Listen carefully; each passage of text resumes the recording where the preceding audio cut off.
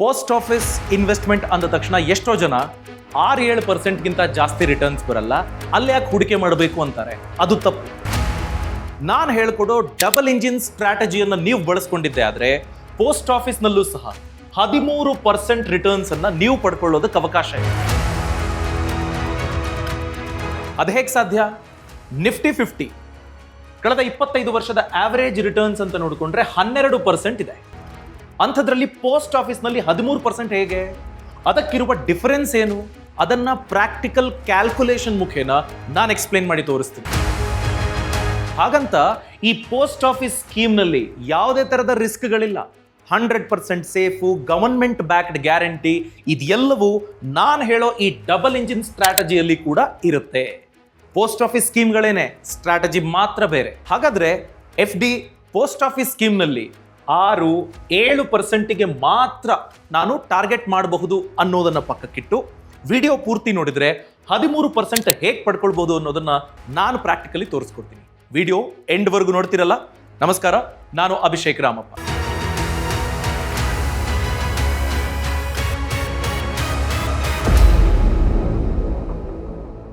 ಸರಿ, ಹಾಗಾದ್ರೆ ನಾವು ಬಳಸ್ಕೊಳ್ಳೋ ಪೋಸ್ಟ್ ಆಫೀಸ್ನ 2 ಇಂಜಿನ್ಗಳು ಯಾವ್ಯಾವು? ಒಂದು POMIS post office monthly income scheme, ಇನ್ನೊಂದು PPF ಪಬ್ಲಿಕ್ ಪ್ರಾವಿಡೆಂಟ್ ಫಂಡ್. ಈ 2 ಇಂಜಿನ್ಗಳು ನಾವು ಹಾಕೋ ದುಡ್ಡನ್ನ ಡಬಲ್ ಶಿಫ್ಟ್ ದುಡಿಸ್ತಾ ಇರ್ತವೆ.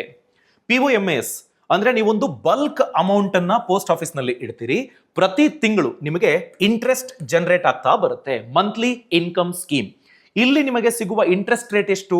7.4%. ಓಕೆ. PPF ಅಲ್ಲಿ ಎಷ್ಟು? ಅಟ್ 7.1% ಕಾಂಪೌಂಡಿಂಗ್ ಇಂಟ್ರೆಸ್ಟ್ ಒಂದು ಲಂಪ್ ಸಮ್ ಅಮೌಂಟ್ ಕ್ರಿಯೇಟ್ ಆಗುತ್ತೆ.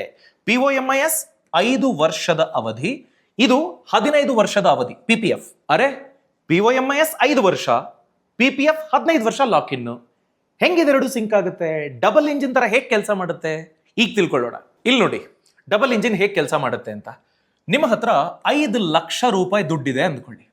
ಆ 5 ಲಕ್ಷ ರೂಪಾಯಿಯನ್ನ post office monthly income scheme ನಲ್ಲಿ ಇನ್ವೆಸ್ಟ್ಮೆಂಟ್ ಮಾಡ್ತೀರಾ.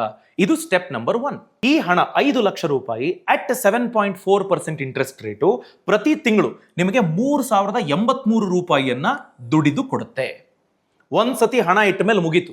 ಇದರಲ್ಲಿ ಏನಾದ್ರೂ ಬದಲಾವಣೆ ಆಗುತ್ತಾ? ಇಲ್ಲ. 3083 ರೂಪಾಯಿ ಖಚಿತವಾಗಿ ನಿಮ್ಮ ಅಕೌಂಟಿಗೆ ಬರ್ತಾನೆ ಇರುತ್ತೆ. ಈ ಹಣನ ನೀವೇನ್ ಮಾಡಬೇಕು? ಆ 3083 ರೂಪಾಯಿಯನ್ನ PPF ಇಂಜಿನ್ಗೆ ವರ್ಗಾಯಿಸಬೇಕು. ಇದು ನಿಮಗೆ ಬೇಕಾಗಿಲ್ಲ ತಾನೇ ಹಣ? ನೀವು ದೊಡ್ಡ ಮೊತ್ತವನ್ನು ಬಿಲ್ಡ್ ಮಾಡಬೇಕಲ್ವಾ? ಆ ಕಾರಣಕ್ಕೆ 5 ವರ್ಷಕ್ಕೆ ನೀವು ಇಡೋ ಈ ಹಣ, post office monthly income scheme ನಲ್ಲಿರುವ 5 ಲಕ್ಷ ಪ್ರತಿ ತಿಂಗಳು ದುಡಿದು ಕೊಡುವ 3083 ರೂಪಾಯಿಯನ್ನ PPF ನಲ್ಲಿ ಹಾಕ್ತಾ ಹೋಗಿ. PPF ನಲ್ಲಿ ಹಾಕಿದ್ರೆ ನಿಮಗೆ 7.1% ಕಾಂಪೌಂಡಿಂಗ್ ಇಂಟ್ರೆಸ್ಟ್ ನಲ್ಲಿ ಅದು ಬೆಳೀತಾ ಹೋಗುತ್ತೆ. ಸರಿ, ಈ 5 ವರ್ಷ 15 ವರ್ಷ ಇದೆಯಲ್ಲ, ಅದಕ್ಕೇನು ಸೊಲ್ಯೂಷನ್ನು? 5 ವರ್ಷ POMIS ನಲ್ಲಿ ಇಡ್ತೀರಿ, 5 ವರ್ಷ ಅಂದ್ರೆ 60 ತಿಂಗಳು ಹಣನ ಟ್ರಾನ್ಸ್ಫರ್ ಮಾಡ್ತೀರಿ, ಕರೆಕ್ಟಾ? ಮತ್ತೆ 5 ವರ್ಷಕ್ಕೆ ನೀವು ಕಂಟಿನ್ಯೂ ಮಾಡಬೇಕು. ಮೆಚೂರ್ ಆದ ನಂತರದಲ್ಲಿ 2ನೆಯ ಅವಧಿಗೆ ಮತ್ತು 3ನೆಯ ಅವಧಿಗೆ POMIS ಅನ್ನ ಕಂಟಿನ್ಯೂ ಮಾಡ್ತೀರಿ. ಮೊದಲು 5 ವರ್ಷ, ಆಮೇಲೆ 5 ವರ್ಷ, ಮತ್ತೈದು ವರ್ಷ. ಸೊ 15 ವರ್ಷ POMIS ದುಡ್ಡನ್ನ ಕಂಟಿನ್ಯೂ ಮಾಡ್ತಾ ಹೋಗ್ತೀರಿ. PPF ಕೂಡ 15 ವರ್ಷ ಆಕ್ಟಿವ್ ಆಗಿ ಇರುತ್ತೆ.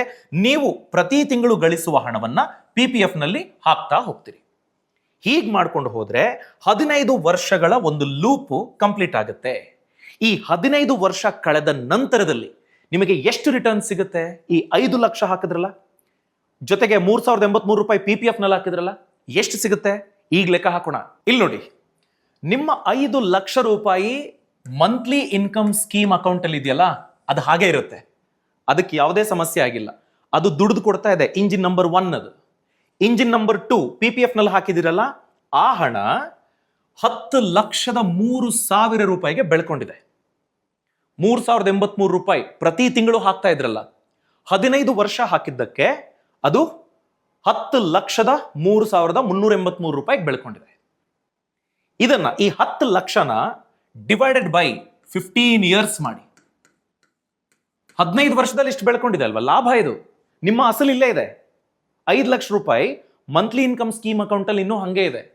ಇದು PPF ನಿಂದ ಬಂದಿರೋದು. ಬರೀ ಲಾಭ. ನೀವು ಲಾಭನ ಇನ್ವೆಸ್ಟ್ ಮಾಡಿರೋದು. ಓಕೆ. ಸೊ 10,03,000 ರೂಪಾಯಿಯನ್ನ 15 ವರ್ಷದಿಂದ ಡಿವೈಡ್ ಮಾಡಿದ್ರೆ ಪ್ರತಿ ವರ್ಷ ನಿಮಗೆ 66,892 ರೂಪಾಯಿ ಬರುತ್ತೆ. ಈ 66,892 ಇದೆಯಲ್ಲ, 5 ಲಕ್ಷದಲ್ಲಿ 13% ಅಂತಂದ್ರೆ 66,892 ರೂಪಾಯಿ ಆಗುತ್ತೆ. ಸೊ ಹೀಗೆ ಮಾಡೋದ್ರಿಂದ ನಿಮಗೆ ನಿಮ್ಮ ಹಣ 13% ಪ್ರತಿ ವರ್ಷ ವಾರ್ಷಿಕ ರಿಟರ್ನ್ಸ್ ಅನ್ನ ಕೊಡುತ್ತೆ. Return on investment per annum ನಿಮಗೆ ಕೊಟ್ಟಿರೋದು 13.37%. ಲಾಭನ ದುಡಿಯೋಕ್ ಹಚ್ಚಿದ್ದಕ್ಕೆ ಅದು ಕೊಟ್ಟಿರೋದು ಇಷ್ಟು ರಿಟರ್ನ್ಸ್ ಅನ್ನ. Engine number 1, engine number 2 PPF. ಒಂದು ವೇಳೆ ಈಗ ನಿಮ್ಗೆ ಅನ್ಸ್ಬೋದು, ನಾವು ಕ್ಯಾಲ್ಕುಲೇಟ್ ಮಾಡಿರೋದು 5 ಲಕ್ಷ ರೂಪಾಯಿಗೆ, ನನ್ನ ಹತ್ರ ಜಾಸ್ತಿ ದುಡ್ಡಿದೆ, ನಾನು ಇನ್ನೂ ಹೆಚ್ಚು ರಿಟರ್ನ್ಸ್ ಬರಬೇಕು ಅನ್ನೋದಾದ್ರೆ 10 ಲಕ್ಷ ಸಾಕಾಗಲ್ಲ ನನಗೆ, 15 ವರ್ಷ ವೆಯ್ಟ್ ಮಾಡಿ ಬರೀ 10 ಲಕ್ಷನ, ಇಲ್ಲ ನಂಗೆ ಇನ್ನೂ ಜಾಸ್ತಿ ಬೇಕು ಅನ್ನೋದಾದ್ರೆ ಅದಕ್ಕೂ ಪರಿಹಾರ ಇದೆ. ಅದನ್ನ ಈಗ ತಿಳಿಸ್ಕೊಡ್ತೀನಿ. ಈಗ ಸ್ಕ್ರೀನ್ ಅನ್ನ ಗಮನಿಸಿ. ನಿಮ್ಮ ಹತ್ರ 5 ಲಕ್ಷ ರೂಪಾಯಿ ಇದ್ದಾಗ ನೀವು ಲಾಭದಿಂದ ಬೆಳೆಸಿದ ಮೊತ್ತ 10,03,000 ರೂಪಾಯಿ. 5 ಲಕ್ಷ ಹಂಗೆ ಇರುತ್ತೆ. ಟೋಟಲಿ ಫೈನಲ್ 15 ವರ್ಷ ಆದ್ಮೇಲೆ ನಿಮ್ಮ ಹತ್ರ ಎಷ್ಟಿರುತ್ತೆ? 10 ಲಕ್ಷ ಪ್ಲಸ್ 5 ಲಕ್ಷ, 15 ಲಕ್ಷ ನಿಮ್ಮ ಕೈಯಲ್ಲಿರುತ್ತೆ, ಅಸಲು ಸೇರಿಸಿ. ಅದೇ ನೀವು ನಾನು ಎಕ್ಸ್ಟ್ರಾ ಇನ್ವೆಸ್ಟ್ಮೆಂಟ್ ಮಾಡಬೇಕು ಅನ್ನೋದಾದ್ರೆ POMIS ಅಕೌಂಟ್ನಲ್ಲಿ, post office monthly income scheme ಅಕೌಂಟ್ನಲ್ಲಿ ಸಿಂಗಲ್ ಅಕೌಂಟಿಗೆ ಮ್ಯಾಕ್ಸಿಮಮ್ ನೀವು ಎಷ್ಟಿಡ್ಬೋದು? 9 ಲಕ್ಷ ರೂಪಾಯಿಗಳನ್ನ ಇಡಬಹುದು. ಆಗ ನಿಮಗೆ ಪ್ರತಿ ತಿಂಗಳು 5,500 ರೂಪಾಯಿ ಇಂಟ್ರೆಸ್ಟ್ ಟ್ರಾನ್ಸ್ಫರ್ ಆಗ್ತಾ ಹೋಗುತ್ತೆ. 5,500 ರೂಪಾಯಿ. ಅದನ್ನ ನೀವು 15 ವರ್ಷ ಇನ್ವೆಸ್ಟ್ ಮಾಡಿದ್ದೇ ಆದ್ರೆ PPF ನಲ್ಲಿ ಪ್ರತಿ ತಿಂಗಳು ಬರೋ ಹಣನ ಹಾಕೊಂಡು ಹೋಗ್ತೀರಿ PPF ನಲ್ಲಿ. ನಿಮ್ಮ ಇನ್ವೆಸ್ಟ್ಮೆಂಟ್ ಎಷ್ಟು? 9,99,000. ಅದು 15 ವರ್ಷ ಆದ್ಮೇಲೆ 18 ಲಕ್ಷ ಆಗುತ್ತೆ. ಅಗೈನ್ 18 ಲಕ್ಷನ ನೀವು ಡಿವೈಡ್ ಮಾಡಿ ಕ್ಯಾಲ್ಕುಲೇಟ್ ಮಾಡಿದ್ದೆ ಆದ್ರೆ 13.37%ಗೆ ಬರುತ್ತೆ ರಿಟರ್ನ್ಸ್. ಅದರಲ್ಲಿ ಏನು ಬದಲಾವಣೆ ಇಲ್ಲ. ಯಾಕೆಂದ್ರೆ ಇದು 7.4%, ಇದು 7.1%. ಅದರಲ್ಲೇನು ವ್ಯತ್ಯಾಸ ಇಲ್ಲ. ಸೊ ನಿಮ್ಮ ಅಸಲು ಮತ್ತು ಓವರಾಲ್ ಲಾಭ ಎರಡೂ ಸೇರಿಸಿ ಎಷ್ಟಾಗುತ್ತೆ? 27 ಲಕ್ಷ ರೂಪಾಯಿ ಆಗುತ್ತೆ. ಬರೀ 10 ಲಕ್ಷ ಲಾಭ ಸಾಕಾಗಲ್ಲ ಅಂದ್ರೆ 18 ಲಕ್ಷ ಆಗುತ್ತೆ. ಅಸಲು ಸೇರಿಸಿ 27 ಲಕ್ಷ ಆಗುತ್ತೆ. ಒಂದು ವೇಳೆ ನೀವು ನಾನು ಮ್ಯಾಕ್ಸಿಮಮ್ ಲಿಮಿಟ್ ಅನ್ನ ಬಳಸ್ಕೊಳ್ತೀನಿ ಅನ್ನೋದಾದ್ರೆ ಜಾಯಿಂಟ್ ಅಕೌಂಟ್ ಓಪನ್ ಮಾಡ್ಬೋದು ನೀವು. POMIS ನಲ್ಲಿ ಮಂತ್ಲಿ ಇನ್ಕಮ್ ಸ್ಕೀಮ್ ನಲ್ಲಿ 15 ಲಕ್ಷ ನೀವು ಮ್ಯಾಕ್ಸಿಮಮ್ ಇಡಬಹುದು. ಹಾಗಿಟ್ರೆ ಪ್ರತಿ ತಿಂಗಳು 9,250 ರೂಪಾಯಿ ನಿಮ್ಮ ಅಕೌಂಟಿಗೆ ಟ್ರಾನ್ಸ್ಫರ್ ಆಗುತ್ತೆ. ಪ್ರತಿ ತಿಂಗಳು 60 ತಿಂಗಳು ಸಿಗುತ್ತೆ. ಹೀಗೆ ಅದೇ ತರ 3 ಅವಧಿಗೆ ಅಂದ್ರೆ 15 ವರ್ಷಕ್ಕೆ post office monthly income scheme account ಅನ್ನ ಕಂಟಿನ್ಯೂ ಮಾಡಿದ್ರೆ, PPF ನಲ್ಲಿ 15 ವರ್ಷ ಹೂಡಿಕೆ ಮಾಡಿದ್ರೆ ನಿಮ್ಮ ಟೋಟಲ್ ಹೂಡಿಕೆ ಎಷ್ಟು? 16.5 ಲಕ್ಷ. ಟೋಟಲ್ ಲಾಭ 15 ವರ್ಷ ಆದ್ಮೇಲೆ ಎಷ್ಟು ಸಿಗುತ್ತೆ? 30 ಲಕ್ಷ ರೂಪಾಯಿ ಸಿಗುತ್ತೆ. ಅಗೈನ್ 13.37% ಬರುತ್ತೆ. 30 ಲಕ್ಷ ಪ್ಲಸ್ ನೀವು ಹೂಡಿಕೆ ಮಾಡಿರುವಂತಹ 15 ಲಕ್ಷ ಏನು ಅಸಲಿನ ಮೊತ್ತ ಇದೆ, ಅದು ಎರಡೂ ಸೇರಿಸಿ 45 ಲಕ್ಷ ರೂಪಾಯಿಗೆ ನಿಮ್ಮ ಅಮೌಂಟು ಬೆಳ್ಕೊಳ್ಳುತ್ತೆ. ನೀವು ಈ ಡಬಲ್ ಇಂಜಿನ್ ಸ್ಟ್ರಾಟಜಿನ ಬಳಸ್ಕೊಂಡ್ರೆ ನಿಮ್ಮ ಹಣ ದುಡಿಯುವ ಲಾಭ ಬರೀ 10 ಲಕ್ಷ ಅಲ್ಲ, 18 ಲಕ್ಷನೂ ಆಗುತ್ತೆ, 30 ಲಕ್ಷನೂ ಆಗೋದಕ್ಕೆ ಅವಕಾಶ ಇದೆ. ಅಂದ್ರೆ ನೋಡಿ, ನಿಮ್ಮ ಒರಿಜಿನಲ್ ಕ್ಯಾಪಿಟಲ್ 100% ಸೇಫ್, ಏನೂ ಆಗಿಲ್ಲ, ಅದು ಹಂಗೆ ಇರುತ್ತೆ. ಪ್ರತಿ 5 ವರ್ಷ ಆದ್ಮೇಲೆ ನಿಮಗದು ಫ್ರೀ ಕೂಡ ಆಗುತ್ತೆ. ಅರ್ಥ ಆಯ್ತಾ? ಇಲ್ಲಪ್ಪ ನನಗಿದೆಲ್ಲ ಬೇಡ, ನನಗೆ ನನ್ನ ದುಡ್ಡು ಬೇಕು ಅನ್ನೋದಾದ್ರೆ 5 ವರ್ಷ ಆದ್ಮೇಲೆ 15 ಲಕ್ಷ ಸಿಕ್ಬಿಡುತ್ತೆ ನಿಮ್ಗೆ. ಏನಾರ ಎಮರ್ಜೆನ್ಸಿ ಇದ್ರೆ ಬಳಸ್ಕೋಬಹುದು. ಇಲ್ರಿ ಸುಮ್ಮನೆ ಅಕೌಂಟ್ ನಲ್ಲಿ ಕೂತ್ಕೊಂಡಿದೆ ಅನ್ನೋದಾದ್ರೆ ಅದನ್ನ ಮತ್ತೆ PPF ನಲ್ಲಿ ದುಡಿಮೆಗೆ ಹಚ್ಚಿ. 15 ಲಕ್ಷ ನೀವು PPF ಗೆ ಹಾಕ್ತಿಲ್ಲ, 15 ಲಕ್ಷ POMIS ಅಕೌಂಟ್ ನಲ್ಲಿ ಇರುತ್ತೆ. ಬರೋ ಬಡ್ಡಿನ ನೀವು PPF ನಲ್ಲಿ ಹಾಕ್ತಾ ಹೋಗ್ತೀರಿ. ಹೀಗೆ ದೊಡ್ಡ ಮೊತ್ತ ಬೆಳ್ಕೊಳ್ತಾ ಹೋಗುತ್ತೆ. ಸರಿ, ಪೋಸ್ಟ್ ಆಫೀಸ್ ನಲ್ಲಿ ಡಬಲ್ ಇಂಜಿನ್ ಸ್ಟ್ರಾಟಜಿಯನ್ನು ಬಳಸ್ಕೊಂಡು ಇನ್ವೆಸ್ಟ್ ಮಾಡಿದ್ರೆ ಲಾಂಗ್ ಟರ್ಮ್ ನಲ್ಲಿ 13% ವರೆಗೂ ರಿಟರ್ನ್ಸ್ ಬರುತ್ತೆ. ಆದ್ರೆ ಅಲ್ಲಿ ಹೂಡಿಕೆ ಮಾಡೋದಕ್ಕೆ ಮುಂಚೆ ನೀವು ಗಮನಿಸಬೇಕಾಗಿರುವಂತಹ 3 ವಿಷಯಗಳು ಇಲ್ಲಿದ್ದಾವೆ. ಮೊದಲನೇದೇನಪ್ಪಾ ಅಂತಂದ್ರೆ 30 ಲಕ್ಷ ಲಾಭನೇ ಬರುತ್ತೆ, 15 ಲಕ್ಷ ನನ್ನ ಪ್ರಿನ್ಸಿಪಲ್ ಅಮೌಂಟ್ ಇರುತ್ತೆ, ಎಲ್ಲ ಸೇರಿ 45 ಲಕ್ಷ ನಾನು ಜಾಸ್ತಿ ಇನ್ವೆಸ್ಟ್ಮೆಂಟ್ ಮಾಡ್ಬಿಡ್ತೀನಿ ಅನ್ನೋದಾದ್ರೆ ಅವಕಾಶ ಇಲ್ಲ. ಯಾಕೆ ಹೇಳಿ? Post office monthly income scheme ನಲ್ಲಿ 15 lakh maximum joint account, PPF ನಲ್ಲಿ ವರ್ಷಕ್ಕೆ 1.5 ಲಕ್ಷ ಮ್ಯಾಕ್ಸಿಮಮ್. ಅದಕ್ಕಿಂತ ಜಾಸ್ತಿ ನಿಮ್ಮ ಹತ್ರ ಕೋಟಿ ರೂಪಾಯಿ ಇದ್ರೂ ಇಡೋದಕ್ಕೆ ಅವಕಾಶ ಇಲ್ಲ. ಸೊ ಅದು ಒಂದು ಲಿಮಿಟೇಷನ್. ಪಬ್ಲಿಕ್ ಪ್ರಾವಿಡೆಂಟ್ ಫಂಡ್ ನಲ್ಲಿ 1.5 ಲಕ್ಷಕ್ಕಿಂತ ಜಾಸ್ತಿ ನೀವು ಹಾಕಕ್ಕಾಗಲ್ಲ. ಸೊ ಅಲ್ಲಿಗೆ ನಮ್ಮ ಈ 15 ಲಕ್ಷದ ಸ್ಟ್ರಾಟಜಿ ಇದೆಯಲ್ಲ ಮ್ಯಾಕ್ಸಿಮಮ್ ಅಂತ ನಾವು ಮಾತಾಡ್ಕೊಂಡ್ವಲ್ವಾ, ಅದರಲ್ಲಿ 1,11,000 ರೂಪಾಯಿ ಹಾಕ್ತಿದ್ವಿ ನಾವು. 9,250 ರೂಪಾಯಿ ಪ್ರತಿ ತಿಂಗಳು ಹಾಕೊಂಡ್ರೆ 12 ತಿಂಗಳಿಗೆ ಅಂತ 1,11,000 ಆಗುತ್ತೆ. ಮ್ಯಾಕ್ಸಿಮಮ್ 1.5 ಲಕ್ಷ ಹಾಕ್ಬೇಕು ಅಂದ್ರೆ 12,500 ರೂಪಾಯಿವರೆಗೆ ನೀವು ಪ್ಲಾನ್ ಮಾಡ್ಕೊಳ್ಬಹುದು. ಅದಕ್ಕೆ ಅವಕಾಶನೇ ಇಲ್ವೇ? ಸೊ 15 ಲಕ್ಷ ಇಟ್ರೆ 9,250 ರೂಪಾಯಿ. ಇದು ಜಾಯಿಂಟ್ ಅಕೌಂಟ್ ಅಂತ ನೋಡ್ಕೊಂಡಾಗ.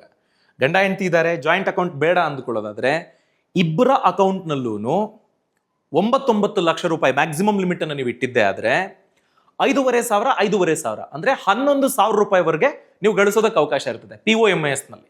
ಅದನ್ನೂ ಸಹ ನೀವು ಬಳಸ್ಕೊಳ್ಬಹುದು. ಅಂದ್ರೆ ಇನ್ನೊಂಚೂರು ಜಾಸ್ತಿ ಅಮೌಂಟ್ ಅನ್ನ ಹಾಕೋದಕ್ಕೆ ಹಾಗೆ ಮಾಡಬಹುದು. ಇಲ್ಲಪ್ಪ ಜಾಯಿಂಟ್ ಅಕೌಂಟ್ 15 ಲಕ್ಷ ಅಂದ್ರೆ 1,11,000 ಹಾಕ್ತೀರಿ, ಇದಕ್ಕೊಂದು ಲಿಮಿಟ್ ಇದೆ. ಟ್ಯಾಕ್ಸ್ ರೂಲು PPF ನಲ್ಲಿ ಯಾವುದೇ ತರ ಟ್ಯಾಕ್ಸ್ ಇಲ್ಲ.